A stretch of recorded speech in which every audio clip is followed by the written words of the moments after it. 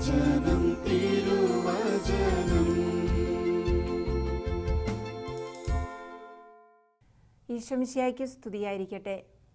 പ്രിയപ്പെട്ട സഹോദരങ്ങളെ, വിശുദ്ധ പത്രോസ്ലീഹ തൻ്റെ ഒന്നാമത്തെ ലേഖനത്തിൻ്റെ 1-ാം അധ്യായം 6-ാമത്തെ തിരുവചനത്തിൽ ഇങ്ങനെ നമ്മെ ഓർമ്മപ്പെടുത്തുന്നു: അല്പകാലത്തേക്ക് വിവിധ പരീക്ഷകൾ നിമിത്തം നിങ്ങൾക്ക് വ്യസനിക്കേണ്ടി വന്നാലും അതിൽ ആനന്ദിക്കുവിൻ. കാരണം അഗ്നിശോധനയെ അതിജീവിക്കുന്ന നശ്വരമായ സ്വർണത്തേക്കാൾ വിലയേറിയതായിരിക്കും പരീക്ഷകളെ അതിജീവിക്കുന്ന നിങ്ങളുടെ വിശ്വാസം. ഈ കാലഘട്ടം വിശ്വാസത്തെ ഏറെ വെല്ലുവിളികളിലൂടെ കടന്നു പോകുകയാണ്. നമ്മുടെ വിശ്വാസത്തിൽ ആഴ്ന്നിറങ്ങേണ്ട ഒരു കാലഘട്ടം. വിശ്വാസം പരീക്ഷിക്കപ്പെടേണ്ടതാണെന്ന് കത്തോലിക്ക സഭയുടെ മതബോധന ഗ്രന്ഥം നമ്മെ ഓർമ്മപ്പെടുത്തുന്നുണ്ട്. വിശുദ്ധ ഗ്രന്ഥത്തിലും ഈശോ നമ്മെ ആവർത്തിച്ച് ഓർമ്മപ്പെടുത്തുന്നതും ഇതുതന്നെയാണ്. വിശ്വാസം എന്നത് പരീക്ഷിക്കപ്പെടേണ്ടതാണ്. നമ്മുടെ പൂർവികരിലേക്ക് നോക്കിയാൽ ഈ വിശ്വാസത്തെ അവർ ഉറച്ചു നിന്നിട്ടുള്ളത് ഒരുപാട് പരീക്ഷണങ്ങളിലൂടെ കടന്നുപോയിട്ടാണ്. വിശ്വാസം പരീക്ഷിക്കപ്പെടണം. അപ്പോൾ മാത്രമാണ് യഥാർത്ഥത്തിൽ നമ്മുടെ വിശ്വാസത്തിൻ്റെ ആഴം എന്താണെന്ന് നമുക്ക് മനസ്സിലാവുകയുള്ളൂ. അത് നമുക്ക് തന്നെയും ബോധ്യപ്പെടണം. നമ്മെ കണ്ടുമുട്ടുന്നവർക്ക് അത് ബോധ്യപ്പെടണം. നാം സാക്ഷ്യമാകേണ്ടിടത്തെല്ലാം ഈ വിശ്വാസം പകർന്നു കൊടുക്കണമെങ്കിൽ വിശ്വാസത്തിൽ സ്ഥിരതയോടെ നിൽക്കുന്നത് കാണാനായിട്ട് കഴിയുമ്പോഴാണ്. വിശ്വാസത്തിൽ സ്ഥിരതയോടെ നിൽക്കുക എന്ന് പറഞ്ഞാൽ സഹനത്തിൽ അടിപതറാതെ നിൽക്കുക എന്നൊരു അർത്ഥവും കൂടെയുണ്ട്. വിശ്വസിക്കുന്നു എന്ന് പറയാൻ നമുക്ക് എളുപ്പമാണ്. വിശ്വാസ സത്യങ്ങൾ നാം ആവർത്തിച്ച് ഏറ്റുപറയുമ്പോഴൊക്കെ അത് വളരെ എളുപ്പമാണ്. നമുക്ക് വിശ്വാസ പ്രമാണമൊക്കെ ചെല്ലുമ്പോൾ വിശ്വസിക്കുന്നു എന്ന് പറയാൻ എളുപ്പമാണ്. പക്ഷേ ഈ വിശ്വസിക്കുന്നു എന്ന് പറയുന്നത് ജീവിതത്തിൽ യാഥാർത്ഥ്യമാണെന്ന്, അത് ഉറച്ച് ഞാൻ വിശ്വസിക്കുന്നു എന്ന് ഞാൻ എന്നോട് തന്നെ പറയാൻ, എന്നെ തന്നെ ഒന്ന് ബോധ്യപ്പെടുത്താൻ, ഞാൻ ആയിരിക്കുന്നിടത്തൊന്ന് ബോധ്യപ്പെടുത്തണമെങ്കിൽ സഹനത്തിലുള്ള നമ്മുടെ മനോഭാവം എന്താണെന്ന് വളരെ പ്രധാനപ്പെട്ടതാണ്. സഹനത്തെ നാം എങ്ങനെയാണ് കാണുന്നതെന്നത് വളരെ പ്രധാനപ്പെട്ട ഒരു കാര്യമാണ്. ഈ കാലഘട്ടങ്ങളിലേക്കൊക്കെ നോക്കിയാൽ നമുക്ക് ചുറ്റും നമ്മിൽ തന്നെയും സഹനത്തിൻ്റെ നെരിപ്പോടിലൂടെയൊക്കെ കടന്നു പോകേണ്ട ഒത്തിരിയേറെ സാഹചര്യങ്ങൾ ഈ കാലഘട്ടം നമുക്ക് സമ്മാനിക്കുന്നുണ്ട്. അത് കുടുംബജീവിതത്തിലാകാം, അത് സാമ്പത്തിക മേഖലയിലാകാം, സമൂഹ ബന്ധങ്ങളിലാകാം, പരസ്പരമുള്ള ലോകത്തിൽ എവിടെ നോക്കിയാലും ഏത് രാജ്യത്തും ഏത് കാലത്തും ഏത് കാലാവസ്ഥയിലും ഈ ഒരു സഹനത്തിൻ്റെ തീച്ചൂളയിലൂടെയുള്ള ഒരു യാത്ര അത് അനിവാര്യമായി മാറിയിരിക്കുകയാണ്. അപ്പോൾ ഇവിടെയാണ് നമ്മുടെ വിശ്വാസം എത്രത്തോളം ദൃഢതയുള്ളതാണ് എന്ന് മനസ്സിലാക്കാനായിട്ട് സാധിക്കുക. ലൂക്കായുടെ സുവിശേഷം 18-ാമത്തെ അധ്യായത്തിൽ ഈശോ ഓർമ്മപ്പെടുത്തിയത് ഇതാണ്: ഞാൻ വീണ്ടും വരുമ്പോൾ ലോകത്തിൽ വിശ്വാസം കണ്ടെത്തുമോ എന്ന് ഞാൻ സംശയിക്കുന്നു, ഭയപ്പെടുന്നു. ഈശോയുടെ ഒരു ആകുലത ഈശോ ഓർമ്മപ്പെടുത്തുന്നുണ്ട്. ഞാൻ വീണ്ടും വരുമ്പോൾ, ഈശോ പറഞ്ഞല്ലോ ഞാൻ വീണ്ടും വരും, നിങ്ങളെ കൂട്ടിക്കൊണ്ടുപോകാനായിട്ട് വരും. ഈ വരുന്ന സമയത്ത് നമ്മുടെ വിശ്വാസം, എത്ര പേര് ഈ ലോകത്ത് വിശ്വാസത്തിൽ ഉറച്ചു നിൽക്കുന്നവരുണ്ടാകാം. സഹനത്തിൻ്റെ നെരുപ്പോടിയിലേക്ക് കടന്നു പോകേണ്ട നമ്മുടെ ജീവിതയാത്രയിൽ എത്ര പേര് ഈശോയിൽ വിശ്വസിക്കുന്നു എന്ന് ഹൃദയത്തിൽ വിശ്വസിക്കുകയും അതിരം കൊണ്ട് അത് ഏറ്റുപറയുകയും പ്രവൃത്തി പദത്തിൽ അതിന് സാക്ഷ്യം വഹിക്കുകയും ചെയ്യാനായിട്ട് സാധിക്കും എന്ന് നമ്മെ തന്നെ ഒന്ന് പരിശോധിക്കാനായിട്ട് ഈ സമയം നമുക്ക് ഒന്ന് വിനിയോഗിക്കാം. മലാക്കി പ്രവാചകന്റെ പുസ്തകത്തിലെ 3-ാമത്തെ അധ്യായത്തിൻ്റെ 2-3 തിരുവചനങ്ങൾ, മലാക്കി പ്രവാചകൻ 3-ാമത്തെ അധ്യായം 2, 3, 4 തിരുവചനങ്ങൾ നമ്മെ ഇപ്രകാരമാണ് ഓർമ്മപ്പെടുത്തുന്നത്: അവിടുത്തെ വരവിൻ്റെ ദിനത്തെ അതിജീവിക്കാൻ ആർക്ക് കഴിയും? അവിടുത്തെ വരവിൻ്റെ ദിനത്തെ അതിജീവിക്കാൻ, ഈശോയുടെ 2-ാമത്തെ വരവ്, അതിനെ അതിജീവിക്കാൻ ആർക്കാണ് സാധിക്കുക? അവിടുന്ന് പ്രത്യക്ഷനാകുമ്പോൾ അവിടുത്തെ മുമ്പിൽ നിൽക്കാൻ ആർക്ക് കഴിയും? പ്രിയപ്പെട്ടവരെ, വളരെ ലാഘവത്തോടെ യേശുവിൻ്റെ 2-ാമത്തെ വരവിനെക്കുറിച്ച് സംസാരിക്കുകയും 2-ാമത്തെ വരവിനെക്കുറിച്ച് ചിന്തിക്കുകയും ഒക്കെ ചെയ്യുന്ന ഒരു പ്രവണത ഒരു പക്ഷേ നമ്മിൽ ആരെങ്കിലുമൊക്കെ ഉണ്ടാകാം. ഈശോ വരുമെന്ന് തന്നെ വിശ്വസിക്കുന്നവർ എത്ര പേരുണ്ടാകാം. ഈശോ വീണ്ടും വരും. ഈശോ തന്നെ പറഞ്ഞിട്ടുണ്ട്, നിങ്ങൾക്ക് സ്ഥലമൊരുക്കി കഴിയുമ്പോൾ ഞാൻ വീണ്ടും വന്ന് നിങ്ങളെയും കൂട്ടിക്കൊണ്ടു പോകും. അപ്പോൾ നമ്മെ കൊണ്ടുപോകാനായിട്ട് ഈശോ വരും എന്ന് പറഞ്ഞാൽ നമുക്ക് പോകാൻ ഒരു ഇടമുണ്ട് എന്നാണ് അതിൻ്റെ അർത്ഥം. ചില അമ്മമാരൊക്കെ, അപ്പന്മാർ, പ്രായം ചെന്നവർ, അല്ലെങ്കിൽ ചില കുഞ്ഞുങ്ങൾ, അവർ പറയുന്നത് കേട്ടിട്ടുണ്ട്, ഞങ്ങൾക്ക് പോകാൻ ഒരിടവുമില്ല ഞങ്ങൾക്ക് പോകാൻ. പക്ഷേ ഈശോ പറയുന്നു, നിങ്ങൾക്കൊരിടമുണ്ട്. ഇടമില്ലെങ്കിൽ കൂട്ടിക്കൊണ്ടുപോകാൻ വരുമെന്ന് പറയില്ലല്ലോ. അപ്പോൾ ഈശോ പറഞ്ഞു, ഞാൻ വീണ്ടും വന്ന് നിങ്ങളെയും കൂട്ടിക്കൊണ്ടു പോകും. എവിടെയോ നമ്മളെ കൊണ്ടുപോകുന്ന, നമ്മളൊക്കെ ചെന്നെത്തുന്ന ഒരു സ്ഥലമുണ്ട്, നിത്യത, സ്വർഗം എന്നൊക്കെ നമ്മളതിനെ ഹൃദയത്തിൽ ഏറ്റുപറയാറുണ്ട്. സ്വർഗത്തിലേക്ക് പോകാനുള്ള ഒരു യാത്ര. ഇങ്ങനെ ഈശോ വീണ്ടും കൂട്ടിക്കൊണ്ടുപോകാനായിട്ട് വരുമ്പോൾ നമ്മിൽ എത്ര പേർക്ക് ഈശോയെ അഭിമുഖീകരിക്കാനായിട്ട് സാധിക്കും എന്നതാണ് വചനം നമ്മെ ഓർമ്മപ്പെടുത്തുന്നത്. ഈശോയുടെ വരവിനെ അഭിമുഖീകരിക്കാൻ എത്ര പേർക്ക് കഴിയും? അതിനൊരു ഒരുക്കം ആവശ്യമാണ്. എന്നിട്ട് അവിടുന്ന് വീണ്ടും പറയുന്നു, ഉലയിലെ അഗ്നി പോലെയും അലക്കുകാരൻ്റെ കാരം പോലെയുമാണ് അവിടുന്ന്. വളരെ ഗൗരവത്തോടെ നാം ധ്യാനിക്കേണ്ട ഒരു വിഷയമാണ്. ദൈവത്തെക്കുറിച്ച് പറയുകയാണ്, ഉലയിലെ അഗ്നി പോലെ. നമുക്കറിയാം, സ്വർണവും വെള്ളിയും ഒക്കെ ഉലയിൽ അത് ഉരുക്കിയെടുക്കാറുണ്ട്. അതിൻ്റെ ലോഹങ്ങൾ, അതിൻ്റെ അഴുക്കൊക്കെ കളഞ്ഞ് അതിനെ ശുദ്ധി ചെയ്യാൻ വേണ്ടി ഉലയിലിട്ട് ഉരുക്കാറുണ്ട്. അപ്പോൾ ഈ ഉലയിലെ ശുദ്ധി ചെയ്യുന്നവനെ പോലെ, ഉലയിലെ അഗ്നി പോലെയും അലക്കുകാരൻ്റെ കാരം പോലെയും. പണ്ടൊക്കെ, ഇപ്പോൾ വാഷിംഗ് മെഷീൻ ഉണ്ട്, പക്ഷെ പണ്ടൊക്കെ നമുക്കറിയാം, നമ്മളിൽ പ്രായമുള്ളവർക്കൊക്കെ അറിയാവുന്നൊരു കാര്യമാണ്, അലക്കാൻ വേണ്ടി തന്നെ തുണി അലക്കുന്ന ഒരു വിഭാഗം ഉണ്ടായിരുന്നു. അപ്പോൾ അവർ പലപ്പോഴും വീടുകളിലൊക്കെ തുണി അലക്കുന്നത് കാരം ഉപയോഗിച്ച് പുഴുങ്ങി അലക്കുന്ന ഒരു സംവിധാനമൊക്കെ ഒരു കാലഘട്ടത്തിലുണ്ടായിരുന്നു. നന്നായിട്ട് വൃത്തിയാകാൻ വേണ്ടിയിട്ട് തുണി പുഴുങ്ങി അലക്കും.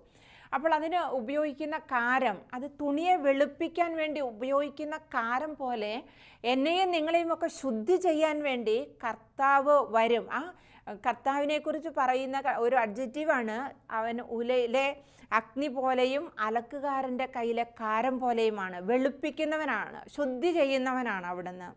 എന്നിട്ട് തുടർന്ന് വചനം പറയുന്നു, വെള്ളി ഉലയിൽ ശുദ്ധീകരിക്കുന്നവനെ പോലെ അവിടുന്ന് ഉപവിഷ്ടനാകും. വെള്ളി അല്ലെങ്കിൽ സ്വർണം, അത് അഗ്നി, അത് ഉരുക്കിയെടുക്കുമ്പോൾ, അതിനെ ശുദ്ധി ചെയ്യാനായിട്ടിരിക്കുമ്പോൾ ഉലയിൽ അതിൻ്റെ ഉടമസ്ഥൻ ആസനസ്ഥനാവും, അവിടെ ഇരിക്കും. എന്നിട്ട് ഈ വെള്ളിയെ അല്ലെങ്കിൽ സ്വർണത്തെ അഗ്നിയിലേക്ക്, ഉലയിലേക്ക് വെച്ചിട്ട് അതിൻ്റെ അഴുക്ക് പോകുന്നത് വരെ കാത്തിരിക്കും. ഉലയിൽ ശുദ്ധീകരിക്കുന്നവനെ പോലെ അവിടുന്ന് ഉപവിഷ്ടനാകും. ലേവ്യപുത്രന്മാർ യുക്തമായ ബലികൾ കർത്താവിന് അർപ്പിക്കുന്നതിന് വേണ്ടി അവിടുന്ന് അവരെ സ്വർണവും വെള്ളിയും എന്ന പോലെ ശുദ്ധീകരിക്കും. ഹല്ലേലൂയ. പ്രിയപ്പെട്ട സഹോദരങ്ങളെ, അവിടുന്ന് നമ്മെ ശുദ്ധീകരിക്കും. ഓർക്കണമേ, വെള്ളിയും സ്വർണവും ഒക്കെ ശുദ്ധി ചെയ്യുന്നത് പോലെ ഒരു ശുദ്ധീകരണമാണ് എന്നെയും നിങ്ങളെയും ശുദ്ധീകരിക്കുക. അപ്പോൾ ചിലപ്പോൾ നമ്മുടെ മനസ്സിലേക്ക് ഒരു ചിന്ത വരും, ദൈവമേ, എന്തിനാണ് ഈ സഹനം? ഇതെന്നു വരെ, എപ്പോൾ തീരും? ഈ സഹനം ഞങ്ങളെയും കൊണ്ടേ പോകുകയുള്ളോ? സഹനത്തിനൊരു പരിധിയില്ലേ, ഒരു അറുതിയില്ലേ? വചനം നമ്മെ ഓർമ്മിപ്പിക്കുന്ന ഒരു യാഥാർത്ഥ്യം ഇതാണ്, ഉലയിൽ അഗ്നി വെള്ളി അല്ലെങ്കിൽ സ്വർണം ശുദ്ധി ചെയ്യുന്നവനെ പോലെ അവിടുന്ന് ഉപവിഷ്ടനാകും. അതിനെക്കുറിച്ച് നമുക്ക് ധ്യാനിച്ചാൽ മനസ്സിലാകും. പ്രിയപ്പെട്ടവരെ, ഈ വെള്ളി ശുദ്ധീകരിക്കാൻ വേണ്ടി നോക്കിയിരിക്കുന്ന തട്ടാൻ, ഉലയുടെ അടുത്ത് നോക്കിയിരിക്കുന്ന ഈ വ്യക്തി അശ്രദ്ധമാകുകയില്ല. അദ്ദേഹം അശ്രദ്ധനായിട്ടിരിക്കുകയില്ല. ഏതെങ്കിലും ഒരു സമയത്ത് തട്ടിക്കുട്ടി എടുത്താൽ മതി എന്ന് വിചാരിച്ചിരിക്കില്ല. കാരണം ആ കറക്റ്റ് സമയത്ത് അതിലെ അഴുക്ക് തീരുന്ന ആ ഓൺ ദ സ്പോട്ടിൽ, ആ കറക്റ്റ് ടൈമിൽ ആ മെറ്റീരിയൽ, ആ വെള്ളിയോ ആണെങ്കിൽ വെള്ളി അല്ലെങ്കിൽ സ്വർണം, ആ മെറ്റീരിയൽ എടുത്തിട്ടില്ല എങ്കിൽ പിന്നെ അതിനെ ഒന്നിനും കൊള്ളുകയില്ല. അപ്പോൾ അതുകൊണ്ട് താൻ ഈ ശുദ്ധിയാക്കാൻ വേണ്ടി വെച്ചിരിക്കുന്ന വെള്ളി അല്ലെങ്കിൽ സ്വർണം, അതിൻ്റെ മുഴുവനും അഴുക്ക് തീർന്ന് ആ കറ തീരുന്ന സെക്കൻഡിൽ തന്നെ ഇദ്ദേഹം ആ മെറ്റീരിയൽ ആ തീയിൽ നിന്ന് എടുത്തിട്ടില്ലെങ്കിൽ അത് നഷ്ടമാകും. ഇതുപോലെയാണ് ദൈവം നമ്മെ ഓരോരുത്തരെയും പരീക്ഷിച്ചറിയുന്നതും ശുദ്ധീകരിച്ചെടുക്കുന്നതും. അപ്പോൾ ദൈവം ഒരിക്കലും അവൻ നേരത്തെ വരികയില്ല, താമസിച്ച് വരികയുമില്ല. കറക്റ്റ് ടൈമിൽ. ഈശോ എല്ലാം അറിയുന്നു, ദൈവം എല്ലാം അറിയുന്നു. നിഗൂഢ രഹസ്യങ്ങൾ ദൈവം അറിയുന്നു. മനുഷ്യൻ്റെ മനസ്സിൻ്റെ വ്യാപാരങ്ങൾ ദൈവം അറിയുന്നു. നമ്മെക്കുറിച്ചൊരു പദ്ധതിയുള്ള ദൈവം തൻ്റെ നന്മയ്ക്ക് വേണ്ടി എല്ലാം ക്രമീകരിച്ചു തരുന്ന പൊന്നു തമ്പുരാൻ നമ്മുടെ ജീവിതത്തിൽ ഒരു കഷ്ടത അനുവദിക്കുന്നുണ്ട് എങ്കിൽ അവിടത്തേക്ക് ഒരു പദ്ധതിയുണ്ട്. അത് ശുദ്ധീകരിക്കാനുള്ള ഒരു പദ്ധതിയാണ്. എന്നെയും നിങ്ങളെയും യുക്തമായ ബലികൾ അർപ്പിക്കാൻ, ദൈവത്തിന് സ്വീകാര്യമായ ഒരു ജീവിതം നയിക്കാൻ ഞാനും നിങ്ങളും യോഗ്യരാകത്തക്ക വിധം നമ്മെ ശുദ്ധീകരിക്കാൻ വേണ്ടി ചില സമയത്ത് അവിടുന്ന് സഹനത്തെ അയച്ചെന്നിരിക്കും. ആ സഹനത്തിൽ നഷ്ടധൈര്യരാവാതെ ദൈവമേ നിനക്ക് നന്ദി എന്ന് പറയാൻ, ശാന്തമായിരുന്ന് ആ സമയത്തെ ഒന്ന് സ്വീകരിക്കാൻ നമുക്ക് കഴിഞ്ഞാൽ പ്രിയപ്പെട്ടവരെ, അത് അത്ഭുതങ്ങളുടെ ഒരു ലോകം സൃഷ്ടിക്കുക തന്നെ ചെയ്യും. സക്കറിയ പ്രവാചകന്റെ പുസ്തകം 13-ാം അധ്യായത്തിൻ്റെ 9-ാമത്തെ തിരുവചനം ഇങ്ങനെ പറയുന്നു: ഈ 1/3 ഭാഗത്തെ വെള്ളി എന്ന പോലെ ഞാൻ അഗ്നിശുദ്ധി വരുത്തും, സ്വർണം എന്ന പോലെ മാറ്റു പരിശോധിക്കും. അവർ എൻ്റെ നാമം വിളിച്ചപേക്ഷിക്കും, ഞാൻ അവർക്ക് ഉത്തരം അരുളും. അവർ എൻ്റെ ജനമെന്ന് ഞാൻ പറയും, കർത്താവ് എൻ്റെ ദൈവം എന്ന് അവരും പറയും. ഈ ഒരു അപ്പനും മകനും ദൈവവും മക്കളും തമ്മിലുള്ളൊരു ബന്ധം ആഴപ്പെടുന്നതിന് വേണ്ടിയാണ് ഈ സഹനം അവിടുന്ന് അനുവദിച്ചു തരിക. നമ്മെ ശുദ്ധി ചെയ്തെടുക്കണം. ദൈവത്തെ ആബ എന്ന് വിളിക്കാൻ, അപ്പ എന്ന് വിളിക്കാൻ കഴിയുമാറ് പുത്രസ്വീകാര്യത്തിൻ്റെ ആ ഒരു സ്വാതന്ത്ര്യത്തിലേക്ക് നാം കടന്നു വരേണ്ടതിന്, പാപത്തിൻ്റെയും ജഡികതയുടെയും ഒക്കെ ചെളിക്കുണ്ടുകളിൽ നിന്ന് നമ്മെ കോരിയെടുത്ത് ശുദ്ധി ചെയ്ത് വെൺകല്ലാക്കി മാറ്റിയിട്ട് അവിടുന്ന് പറയുകയാണ്, അവർ എന്നെ വിളിക്കുമ്പോൾ ഞാൻ അവർക്ക് ഉത്തരം അരുളും. അവർ എൻ്റെ ദൈവമേ എന്ന് പറയും, ഞാനും നിങ്ങളും എൻ്റെ ദൈവമേ എന്ന് വിളിക്കും. അവിടുന്ന് പറയും, ഞാൻ കർത്താവ് എൻ്റെ ദൈവമെന്ന് അവർ പറയും. അവർ എൻ്റെ ജനമാണെന്ന് ഞാൻ പറയും. ദൈവം പറയും, അവർ എൻ്റെ ജനമാണ്, എൻ്റെ പ്രിയപ്പെട്ടതാണ്, എൻ്റെ പ്രിയപ്പെട്ടവളാണ്, എൻ്റെ പ്രിയപ്പെട്ടവനാണ്, എൻ്റെ പ്രിയപ്പെട്ട കുഞ്ഞുങ്ങൾ. പ്രിയപ്പെട്ട സഹോദരങ്ങളെ, ഈ ഒരു ആത്മീയ വിശുദ്ധീകരണത്തിലേക്ക് ആണ് ഈ സഹനങ്ങൾ നമ്മെ കൊണ്ടുവന്നെത്തിക്കുക. അപ്പോൾ വിശ്വാസം എന്ന് പറയുന്നത് ഉപരിവിപ്ലവമായിട്ടുള്ള ഒരു ചിന്ത മാത്രമല്ല, വിശ്വസിക്കുന്നു എന്ന് ഉപരിവിപ്ലവമായ ഒരു പറച്ചിൽ മാത്രമല്ല, ഇത് നമ്മുടെ ഒരു ജീവിത അനുഭവമാണ്, ജീവിതത്തിൻ്റെ വഴിയാണ്, നടന്നു പോകുന്ന ഒരു വഴിത്താരയാണ്. ഇവിടെ ദൈവത്തെ കണ്ടുമുട്ടാൻ ശുദ്ധീകരിക്കപ്പെട്ട ഒരു ജനത ആവശ്യമാണ്, ദൈവവും ദൈവത്തിൻ്റെ സ്വന്തം ജനവും എന്ന് പറയാൻ. ജ്ഞാനത്തിൻ്റെ പുസ്തകം 3-ാം അധ്യായത്തിൻ്റെ 6ഉം 7ഉം തിരുവചനം പറയുന്നു: ഉലയിൽ സ്വർണമെന്ന പോലെ അവിടുന്ന് അവരെ ശോധന ചെയ്തു, ദഹനബലിയായി സ്വീകരിച്ചു. അവിടുത്തെ സന്ദർശനത്തിൽ അവർ പ്രശോഭിക്കും. വൈക്കോലിൽ തീപ്പൊരി എന്ന പോലെ അവർ കത്തിപ്പടരും. അവർ ജനങ്ങളെ ഭരിക്കും. അവിടുന്ന് ഉലയിൽ സ്വർണമെന്ന പോലെ അവിടുന്ന് അവരെ ശോധന ചെയ്തു, ദഹനബലിയായി സ്വീകരിച്ചു. അവിടുത്തെ സന്ദർശനത്തിൽ അവർ പ്രശോഭിക്കും. ഈ ഒരു പ്രശോഭിക്കൽ, ഈ ഒരു ശോഭ നമ്മിൽ വന്ന് നിറയാനാണ് ഈ സഹനത്തിൻ്റെ തീച്ചൂളയിലൂടെ നാം കടന്നു പോകേണ്ടി വരുന്നത്. ഈ സഹനം ദൈവം നമുക്ക് അനുവദിക്കുന്നത് നാം ശുദ്ധി ചെയ്യപ്പെട്ട്, ശോധന ചെയ്യപ്പെട്ട്, ശോഭിച്ച് നിൽക്കാൻ, കത്തി ജ്വലിച്ച് നിൽക്കാൻ, ദീപങ്ങളായി മാറാൻ, അവർക്ക് നമ്മെ കാണുമ്പോൾ ദൈവിക ചൈതന്യം നിറഞ്ഞു നിൽക്കുന്ന ഒരു അനുഭവം നമ്മെ കാണുന്നവർക്ക് ലഭിക്കേണ്ടതിനാണ് സഹനത്തിൻ്റെ തീച്ചൂളയിലൂടെ നമ്മെ കടത്തിവിടുക. സങ്കീർത്തകൻ പറഞ്ഞില്ലേ, ഈ സഹനങ്ങളൊക്കെ എനിക്ക് അനുഗ്രഹത്തിന് കാരണമായി എന്ന് സങ്കീർത്തനം 119 71-ാമത്തെ സങ്കീർത്തനം പറയുന്നു: ദുരിതങ്ങൾ എനിക്ക് ഉപകാരമായി, തന്മൂലം ഞാൻ അങ്ങയുടെ ചട്ടങ്ങൾ അഭ്യസിച്ചുവല്ലോ. ദുരിതങ്ങൾ എനിക്ക് ഉപകാരമായി. സഹനത്തിലേക്ക് നോക്കിയിട്ട് പഴിച്ചില്ല. ദാവീദ് രാജാവ് തൻ്റെ സങ്കീർത്തനത്തിൽ എഴുതി വച്ചിരിക്കുകയാണ്, സഹനങ്ങൾ, ഒരുപാട് സഹനത്തിൻ്റെ നെരുപ്പോടിലൂടെ കടന്നു പോകുന്ന വ്യക്തിയാണ് ദാവീദ്. നമുക്കറിയാം, ദാവീദിനെക്കുറിച്ച് വചനം പറയുന്നത്, അപ്പോസ്തല പ്രവർത്തനങ്ങളിൽ ദാവീദിനെക്കുറിച്ച് പറയുന്നുണ്ട്. അപ്പോസ്തല പ്രവർത്തനം 13-ാം അധ്യായത്തിൻ്റെ 22-ാമത്തെ തിരുവചനം: ജസ്സയുടെ പുത്രനായ ദാവീദിൽ എൻ്റെ ഹൃദയത്തിന് ഇണങ്ങിയ രാജാവിനെ ഞാൻ കണ്ടു. എൻ്റെ ഹൃദയത്തിന് ഇണങ്ങിയ ഒരു വ്യക്തി, അതാണ് ദാവീദെന്ന് ദാവീദ് രാജാവിനെ കുറിച്ച് സാക്ഷ്യപ്പെടുത്തുകയാണ് വചനം. ദൈവത്തിൻ്റെ ഹൃദയത്തിന് ഇണങ്ങിയ വ്യക്തി. രാജാക്കന്മാരുടെ 1-ാമത്തെ പുസ്തകം 15-ാമത്തെ അധ്യായത്തിൻ്റെ 5-ാമത്തെ തിരുവചനം പറയുന്നുണ്ട്, ഊറിയായുടെ ഭാര്യയായ ബത്സബയുടെ കാര്യത്തിലൊഴികെ പിന്നെ ഒരു പാപവും ദാവീദ് ചെയ്തിട്ടില്ല. ഊറിയയുടെ ഭാര്യയിൽ ചെയ്ത പാപം അത് ഗൗരവതരമായ പാപമാണ്. ആ ഒരു പാപം ഒഴിച്ച് വേറെ ഒരു പാപവും ദാവീദ് ചെയ്തിട്ടില്ല എന്ന് രാജാക്കന്മാരുടെ 1-ാമത്തെ പുസ്തകം 15-ാമത്തെ അധ്യായത്തിൻ്റെ 5-ാമത്തെ തിരുവചനം ഓർമ്മപ്പെടുത്തുകയാണ്. എന്നിട്ട് ഈ ഒരു പാപം ചെയ്തതിന് ദാവീദ് തൻ്റെ ജീവിതത്തിൽ അനുഭവിച്ച സഹനമെന്ന് പറയുന്നത് അതൊരു അപാര സഹനമാണ്. നമുക്കറിയാം, സ്വന്തം മകൻ്റെ ഭീഷണി ഭയന്ന് കൊട്ടാരം വിട്ട് ഇറങ്ങി ഓടിപ്പോകേണ്ടി വന്ന അവസ്ഥ, എത്രയോ സഹനത്തിൻ്റെ നെരിപ്പോടിലൂടെ ദാവീദ് രാജാവ് കടന്നു പോയിട്ടുണ്ട്. ദാവീദ് രാജാവ് കടന്നു പോകുന്ന വഴിയിൽ ദാവീദിനെ നിന്ദിച്ചും പരിഹസിച്ചും കുറ്റപ്പെടുത്തിയും കല്ലെറിഞ്ഞുമൊക്കെ ദുഷ്ടനെന്നും നീചനെന്നുമൊക്കെ പറഞ്ഞിട്ട് അങ്ങനെ പിന്തുടരുന്നത് നമുക്ക് കാണാനായിട്ട് സാധിക്കും. 2 സാമുവേലിൻ്റെ പുസ്തകം 16-ാമത്തെ അധ്യായത്തിൻ്റെ 5 മുതൽ 14 വരെയുള്ള തിരുവചനങ്ങൾ നാം വായിക്കുമ്പോൾ അവിടുന്ന് ശിമെയി എന്ന് പറയുന്ന ഒരു ഭൃത്യൻ ദാവീദ് രാജാവിനെ ശപിച്ചു പറയുന്ന ഒരു വചനഭാഗങ്ങളുണ്ട്. അബ്സലോമിനെ രാജ്യത്ത് നൽകിയിരിക്കുന്നു, നിന്റെ നാശമടുത്തു, നീ രക്തം ചൊരിഞ്ഞവനാണ്. അപ്പോൾ സെരൂയയുടെ മകൻ അബീഷായി പറഞ്ഞു, ഈ ചത്ത പട്ടി എൻ്റെ യജമാനനായ രാജാവിനെ ശപിക്കുന്നുവോ? ഞാൻ അവൻ്റെ തല വെട്ടിക്കളയട്ടെ. എന്നാൽ രാജാവ് പറഞ്ഞു, സെരൂയ പുത്രന്മാരെ, നിങ്ങൾക്ക് എന്തു കാര്യം? ദാവീദിനെ ശപിക്കുക എന്ന് കർത്താവ് കൽപ്പിച്ചിട്ടാണ് അവൻ അത് ചെയ്യുന്നതെങ്കിൽ അരുതെന്ന് പറയാൻ ആർക്ക് കഴിയും?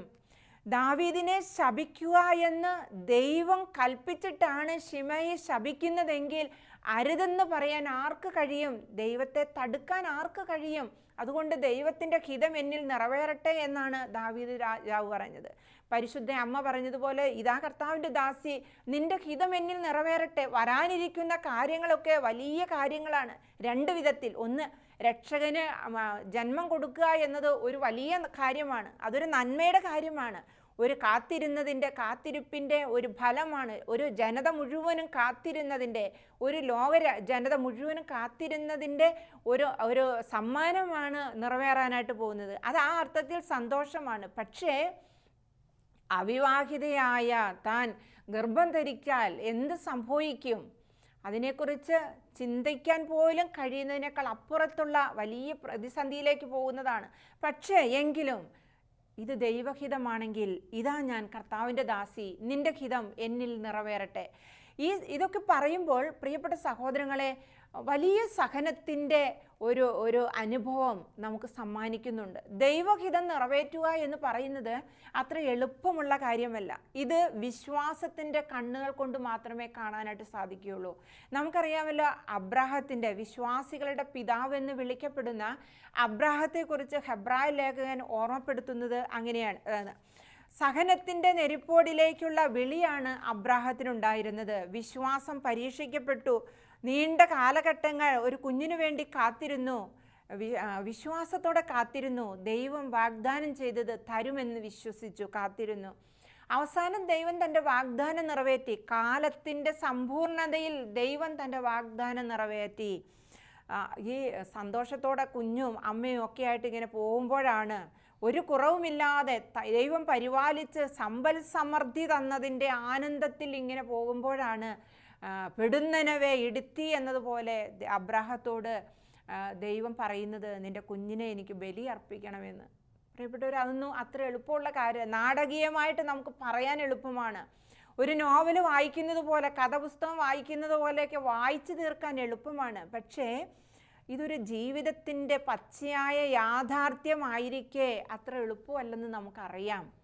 ഹിസ്റ്റോറിക്കൽ ഈവൻ്റ്, ചരിത്ര സംഭവങ്ങളിലൂടെ കടന്നു പോകുമ്പോൾ അത്ര എളുപ്പമല്ല ഇതൊക്കെ കടന്നു പോകാനായിട്ട്. പക്ഷേ അവിടെ എന്താണ് സംഭവിച്ചത്? ഹെബ്രായ ലേഖനം 11-ാം അധ്യായത്തിൻ്റെ 17ഉം 18ഉം തിരുവചനങ്ങളിൽ അബ്രാഹത്തെക്കുറിച്ച് പറയുന്നത് ഇങ്ങനെയാണ്: വിശ്വാസം മൂലമാണ് പരീക്ഷിക്കപ്പെട്ടപ്പോൾ അബ്രാഹാം ഇസഹാക്കിനെ സമർപ്പിച്ചത്. വിശ്വാസം മൂലമാണ്. വിശ്വാസമില്ലാത്ത ഒരു വ്യക്തിക്ക് ആ സമർപ്പണം നടത്തുക സാധ്യമല്ല. അതുവരെയും വിശ്വസിച്ചു എന്നൊക്കെ പറയുന്നത് കുറച്ചും കൂടി എളുപ്പമായിരിക്കാം. കാത്തിരുന്നു, 100 വർഷം 100ാമത്തെ വയസ്സിലാണ് അബ്രാഹത്തിനൊരു കുഞ്ഞിനെ ലഭിക്കുന്നത്. അപ്പോൾ ആ കാലഘട്ടം വരെ എന്ന് പറയുന്ന ഒരു 25ാമത്തെ വയസ്സ് തുടങ്ങി 25 തുടങ്ങി പിന്നെ വിവാഹം, പിന്നെ ഇങ്ങനെ അങ്ങ് ഒരു നടപ്പാണ്, മക്കളില്ലാത്തൊരു കാലഘട്ടം. നീണ്ട 10-25 വർഷത്തെ കാത്തിരിപ്പിന് ശേഷം ഒരു കുഞ്ഞ് ലഭിച്ചു. ആ കുഞ്ഞിനെയും കൊണ്ട് സന്തോഷത്തോടെ ജീവിക്കുമ്പോൾ പൊടുന്നനവേ ആ കുഞ്ഞിനെ ബലിയർപ്പിക്കണമെന്ന് പറയുമ്പോൾ, ബലിയർപ്പിക്കുക എന്ന് പറഞ്ഞാൽ എന്താണെന്ന് ആടിനെയൊക്കെ ബലിയർപ്പിക്കുന്ന അബ്രാഹത്തിന് നന്നായിട്ട് അറിയാം. കുഞ്ഞിൻ്റെ കഴുത്തറക്കലാണെന്ന്. ഇന്ന് ചില കഴുത്തറക്കലുകളൊക്കെ നടക്കുന്നുണ്ട്. പക്ഷേ ആ ഒരു ക്രൂരതയുടെ മനോഭാവത്തിലല്ല നമ്മൾ അതിനെ ചിന്തിക്കേണ്ടത്. തൻ്റെ ചങ്കിനെ പറിച്ച് ബലിപീഠം ഉണ്ടാക്കി അതിൽ വെച്ച് കഴുത്തറക്കേണ്ടി വരുന്നതിൻ്റെ ഒരു വേദന. പക്ഷേ പ്രിയപ്പെട്ട സഹോദരങ്ങളെ, ദൈവത്തിൻ്റെ സ്വരമാണ് താൻ കേട്ടതെന്ന് തിരിച്ചറിഞ്ഞ അബ്രാഹാം ദൈവഹിതം നിറവേറ്റുന്നതിൽ ആനന്ദം കണ്ടെത്തി. ദൈവഹിതം നിറവേറ്റുക, കുഞ്ഞിനേക്കാൾ വലുത് തനിക്ക് ദൈവമാണെന്നുള്ള ചിന്ത, കുഞ്ഞിനേക്കാൾ വലുത് തനിക്ക് ദൈവമാണെന്ന്, സമ്മാനത്തേക്കാൾ വലുതാണ് സമ്മാനം തന്ന വ്യക്തി എന്ന തിരിച്ചറിവ്. എനിക്ക് നിങ്ങൾക്കുമൊക്കെ ദൈവം തന്ന ഒത്തിരിയേറെ കഴിവുകളുണ്ട്, ദാനങ്ങളുണ്ട്. ഒരുപക്ഷെ കുടുംബത്തിലേക്ക് നോക്കിയാൽ ജീവിത പങ്കാളി, മക്കള്, സഹോദരങ്ങള്, മാതാപിതാക്കൾ എല്ലാം ദൈവം തന്ന ദാനമാണ്. നാം ഉണ്ടാക്കിയെന്ന് നാം പറയുമ്പോൾ പോലും അത് ദൈവം തന്ന ദാനമാണ്. നമ്മുടെ സമ്പത്ത്, സ്വത്തുവകകൾ മുഴുവനും ദൈവം തന്ന ദാനമാണ്. ഈ ദാനത്തിൽ ഏതെങ്കിലുമൊക്കെ തിരിച്ചു ചോദിക്കുമ്പോൾ അയ്യോ പത്തേ, ദൈവം എന്തൊരു ക്രൂരനെന്ന് പറയുന്ന ക്രൂരമായ മനസ്സ് നമ്മിൽ നിന്ന് മാറ്റിയിട്ട് ദൈവമേ, ദൈവം തന്നു, ദൈവം എടുത്തു എന്ന് ജോബിനെ പോലെ പറയാൻ നമുക്ക് കഴിഞ്ഞാൽ 100 ഇരട്ടി തിരിച്ചു തരാൻ കഴിയുന്നവനാണ് തിരിച്ചു ചോദിക്കുന്നതെന്ന് നാം മനസ്സിലാക്കണം. അതുകൊണ്ട് പ്രിയപ്പെട്ടവരെ, ദൈവം നമ്മിൽ നിന്ന് ആവശ്യപ്പെടുന്നത് എന്താണോ അത് വിശ്വാസത്തിൻ്റെ വെളിച്ചത്തിൽ നമുക്ക് ആമേൻ പറയാനായിട്ട് സാധിച്ചാൽ ഒരു വലിയ കൃപ അതിലൂടെ ദൈവം നമുക്ക് തരും. ഈ കാലഘട്ടത്തിൽ നാം ബോധ്യപ്പെടേണ്ടതും തിരിച്ചറിയേണ്ടതും മനസ്സിൽ സൂക്ഷിക്കേണ്ടതും ഇതാണ്: വിശ്വാസം പരീക്ഷിക്കപ്പെടും. വിശ്വാസം പരീക്ഷിക്കപ്പെടും. ഒരുപക്ഷെ ജോബിനെ പോലെ തൻ്റെ ശരീരത്തിലെ ആകാരഭംഗിയും ശരീരത്തിൻ്റെ അവയവങ്ങളും ശരീരത്തിലെ വെണ്ണയും എല്ലാം എടുത്തു മാറ്റിയിട്ട് രോഗങ്ങളാകാം, പീഡകളാകാം, തകർച്ചകളാകാം, ഒരുപക്ഷെ അങ്ങനെയുള്ള സഹനങ്ങളാകാം. വീണ്ടും ജോബിനെ പോലെ തന്നെ സ്വത്തുവകകൾ മുഴുവനും നഷ്ടപ്പെട്ടുകൊണ്ടുള്ള ഒരു സഹനമാകാം. ജോബിനെ പോലെ തന്നെ സുഹൃത്തുക്കളെല്ലാം നഷ്ടപ്പെട്ടിട്ടുള്ള ഒരു സഹനമാകാം. ഏത് സഹനത്തിൻ്റെ വഴികളിലേക്കാണ് ദൈവം നമ്മെ എടുത്തു വയ്ക്കുന്നതെന്ന് നമുക്കറിഞ്ഞുകൂടാ.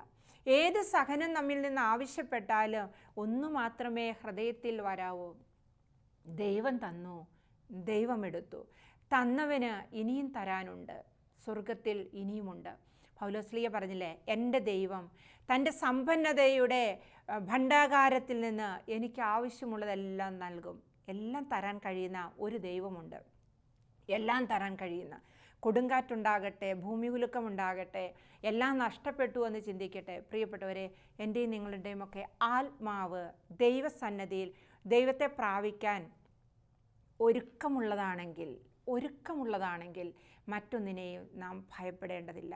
ഒരുക്കമുള്ളവരായി കാണപ്പെടട്ടെ. വീണ്ടും വരുമ്പോൾ ഒരുക്കമുള്ളവരായി കാണപ്പെടുമോ എന്ന് ഞാൻ ഭയപ്പെടുന്നു. ഞാൻ വീണ്ടും വരുമ്പോൾ ഭൂമിയിൽ വിശ്വാസം കണ്ടെത്തുമോ എന്ന് ഞാൻ ഭയപ്പെടുന്നു. ഈശോയുടെ ഈ ഭയം, ഈശോയുടെ ഈ ആകുലത നമ്മിൽ സംഭവിക്കാതിരിക്കട്ടെ. ആനന്ദത്തോടെ അവിടുത്തെ വരവേൽപ്പിനുമായി കാത്തിരിക്കുന്ന ഒരു ജനമായി നമുക്ക് രൂപപ്പെടാം. വിശ്വാസത്തിൽ നമുക്ക് ആഴപ്പെടാം. സഹനങ്ങളിൽ നഷ്ടധൈര്യരാവാതിരിക്കാം. സഹനങ്ങളെല്ലാം രക്ഷാകരമായി തീരട്ടെ. രക്ഷയാണെന്നുള്ള വലിയ ബോധ്യം നമ്മിൽ നിറയട്ടെ. രക്ഷകനോടൊത്ത് അവൻ്റെ കുരിശിൻ്റെ വഴിയിലൂടെ കടന്നു പോകാൻ വിളിക്കപ്പെടുമ്പോൾ നഷ്ടധൈര്യരാവാതെ നമുക്ക് കടന്നു പോകാം. ഗത്സമനയിൽ ദൈവത്തെ ശക്തിപ്പെടുത്താൻ, ഈശോയെ ശക്തിപ്പെടുത്താൻ എത്തിയ മാലാഖ നമ്മെയും ശക്തിപ്പെടുത്തും. വിശ്വാസപാതയിൽ വേദനകളുണ്ടാകുമ്പോൾ തകർന്നു പോകുമോ എന്ന് ചിന്തിക്കുന്ന, തകർച്ചയുടെ വക്കിലെത്തി നിൽക്കുന്നു എന്ന് തോന്നുമ്പോൾ പോലും ദൈവമേ എന്നൊന്ന് വിളിക്കുമ്പോൾ ശക്തിപ്പെടുത്താൻ സ്വർഗത്തിൽ നിന്ന് ദൈവം ഒരു ദൂതനെ അയക്കും. ആ ശക്തി നമ്മിൽ നിറയട്ടെ. നമുക്കതിനായിട്ട് പ്രാർത്ഥിക്കാം, നമുക്കതിനായിട്ട് ആഗ്രഹിക്കാം. നല്ല ദൈവമേ, ഞങ്ങളെ അനുഗ്രഹിക്കണമേ എന്ന് നമുക്ക് പ്രാർത്ഥിക്കാം. കൂപ്പുകരങ്ങളോടെ കേട്ട വചനത്തെ നമുക്ക് ധ്യാനിക്കാം. കേട്ട വചനത്തെ നമുക്കൊന്ന് ആഴ്പ്പെടാം. ജീവിതത്തിൻ്റെ സഹനങ്ങളിലേക്ക് നോക്കിയിട്ട് നഷ്ടധൈര്യരാവാതെ, ദൈവമേ അങ്ങയുടെ മഹത്വം, അങ്ങേക്ക് മഹത്വം ഉണ്ടാകട്ടെ. അങ്ങ് എന്നിൽ മഹത്വപ്പെടട്ടെ. എൻ്റെ ഈ സഹനത്തിൽ അങ്ങയെ മഹത്വപ്പെടുത്താൻ എനിക്ക് സാധിക്കട്ടെ. അതിനുള്ള കൃപ തരണമേ എന്ന് നമുക്ക് സ്നേഹത്തോടെ ഈശോയോട് പ്രാർത്ഥിക്കാം. ഈശോയുടെ ബലിയോട് ചേർത്ത് നമ്മുടെ ഈ ജീവിത ബലിയെ സമർപ്പിക്കാം. ഓരോ ദിവസവും പ്രഭാതത്തിൽ അർപ്പിക്കപ്പെടുന്ന പരിശുദ്ധ കുർബാനയിലേക്ക് നമ്മുടെ ജീവിതമാകുന്ന ഈ ബലി സമർപ്പിക്കാൻ നമുക്ക്. ദൈവം നമ്മെ ഓരോരുത്തരെയും സമൃദ്ധമായിട്ട് അനുഗ്രഹിക്കട്ടെ. പരിശുദ്ധ അമ്മയുടെ മാതൃക നമുക്ക് പിന്തുടരാം. രക്തസാക്ഷികളുടെയും വിശുദ്ധരുടെയും ഒക്കെ ജീവിതം നമുക്ക് പ്രചോദനമായി മാറട്ടെ. അവരിലേക്ക് നമുക്ക് നോക്കാം. സ്വർഗത്തെ ലക്ഷ്യമാക്കി മുന്നോട്ട് നടന്ന അവരുടെ ജീവിതം നമുക്ക് വലിയൊരു ബലമാകട്ടെ, ശക്തിയാകട്ടെ. നമുക്കൊരുമിച്ച് പ്രാർത്ഥിക്കാം. ദൈവമേ, ഞങ്ങളെ നയിച്ചാലും ഞങ്ങളെ അനുഗ്രഹിച്ചാലും പരിശുദ്ധാത്മാവിനാൽ ഞങ്ങളെ നിറയ്ക്കണമേ എന്ന്. ആമേൻ.